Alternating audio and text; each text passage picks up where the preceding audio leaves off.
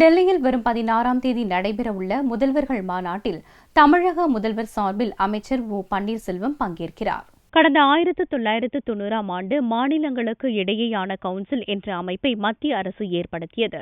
மாநிலங்களுக்கு இடையேயான உறவை மேம்படுத்தும் வகையிலும் பிரச்சினைகள் குறித்து விவாதிப்பதற்காகவும் இந்த கவுன்சில் ஏற்படுத்தப்பட்டது. காங்கிரஸ் தலைமையிலான ஐக்கிய முற்போக்கு கூட்டணி அரசின் 10 ஆண்டுகால ஆட்சியில் இருமுறை மாநிலங்களுக்கு இடையேயான கவுன்சில் கூட்டம் நடைபெற்றது. கடைசியாக 2006ஆம் ஆண்டு முதல்வர்கள் மாநாடு நடந்த நிலையில் 10 ஆண்டுகளுக்கு பிறகு வரும் 16ஆம் தேதி டெல்லியில் மாநில முதல்வர் மாநாடு நடைபெறுகிறது. பிரதமர் மோடி தலைமையில் நடைபெறும் இந்த மாநாட்டில் மாநிலங்கள், யூனியன் பிரதேசங்களின் முதல்வர்கள் பங்கேற்கின்றனர்.